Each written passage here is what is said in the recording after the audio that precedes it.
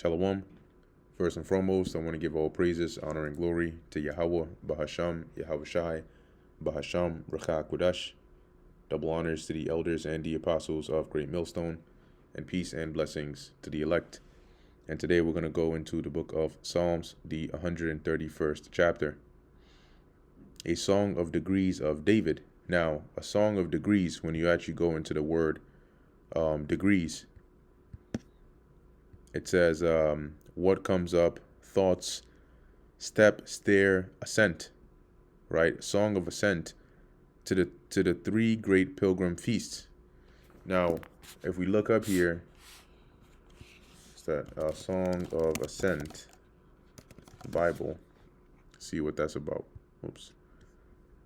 So, Song of Ascents. It says here, Song of Ascents is a title given to 15 of the Psalms, from Psalm 120 to 130, each starting with the superscription Shir Hama'aloth. Okay, cool. Let's see what the purpose is here.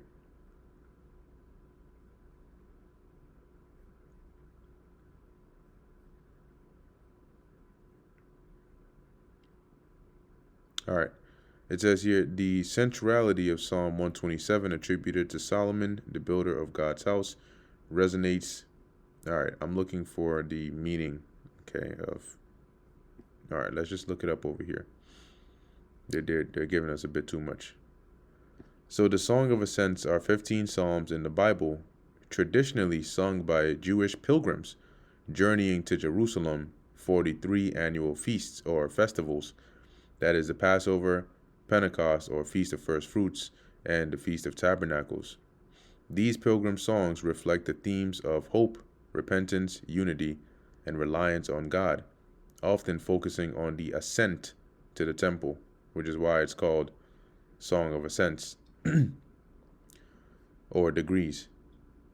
Lord Yahweh, my heart is not haughty, right? Or haughty. Haughty is proud, right? David is saying here, Lord, I'm not, I've humbled myself, right? My heart is not proud. My heart, my mind is not proud, nor mine eyes lofty, right? And lofty is like exalted. See, so he's basically saying, like, I don't walk around with an exalted look. Neither do I exercise myself in great matters or in things too high for me. And that's like the scriptures say that, right? Seek not the things that are too much for you. Right? It says, I don't concern myself with matters too great or too awesome for me to grasp. The word awesome in the ancient world was different, or Old English was different than the way people think of awesome today. When people think of awesome, they think of it as something that is positive all the time. But awesome is something to be had in awe. It's too surprising or great. And that's what David is saying here. He's not seeking things that are above his pay grade, so to speak, but he's staying humbly in his lane before the Lord. Verse 2, surely I have behaved and quieted myself as a child that is weaned of his mother. My soul is even as a weaned child. So what he's saying is like a weaned child, because a weaned child is a bit more disciplined than one that is not weaned. But he's saying like a weaned child, he's no longer, like spiritually restless or demanding or striving, like a more of a younger version that is a child. Because when you're weaned, when you're a child, you're breastfed. Weaned is when you no longer require the milk. So it's a sign of maturity, spiritual maturity, right? So he's saying he has rather learned to be quiet, right, and content before the Lord, like a weaned child. Verse 3, let Israel hope in the Lord Yahweh from henceforth and forever.